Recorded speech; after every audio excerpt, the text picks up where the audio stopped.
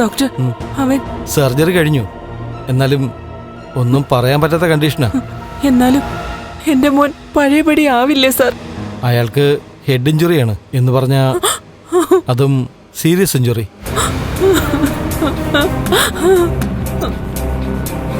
ഞാൻ നേരത്തെ പറഞ്ഞല്ലോ, തലയിലെ ഞരമ്പുകൾ പലതും കട്ടായി പോയിരിക്കുക. അതുകൊണ്ട് തന്നെ ചലനശേഷിയില്ല, സംസാരിക്കാനും കഴിയില്ല. ഇപ്പോൾ കോമാ സ്റ്റേജില്ല. അതിൽ നിന്ന് അയാൾ എപ്പോൾ റിക്കവറായി വരുമെന്നൊന്നും പറയാൻ പറ്റാത്ത അവസ്ഥയില്ല. എനിക്ക് ആൺകുട്ടിയായിട്ട് അവൻ മാത്രമേ ഉള്ളൂ ഡോക്ടറെ. എന്ന് പറഞ്ഞിട്ട് എന്താ കാര്യം? അയാളത് സ്വയം വരുത്തി വെച്ചതല്ലേ. അയാൾ കാർ കൊണ്ടുപോയി ബൈക്കിൽ ഇടിച്ചിട്ടാ ആ മാർക്കോ ഇവിടെ അഡ്മിറ്റാ.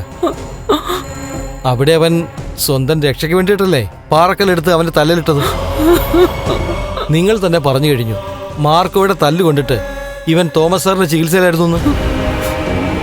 അവിടുന്നാണ് വണ്ടി എടുത്തോണ്ട് കണ്ണനൊപ്പം പോയത്. കണ്ണനും കാര്യങ്ങളൊക്കെ വിശദമായിട്ട് എന്നോട് പറഞ്ഞു കഴിഞ്ഞു. എന്തിനായിരുന്നു അതൊക്കെ? മക്കളെ നിയന്ത്രിക്കണം, അല്ലാതെ അവർക്ക് ആപത്ത് വരുമ്പോൾ നിലവിളിച്ചിട്ടും മറ്റുള്ളവരെ പഴിച്ചിട്ടും ഒരു കാര്യമില്ല.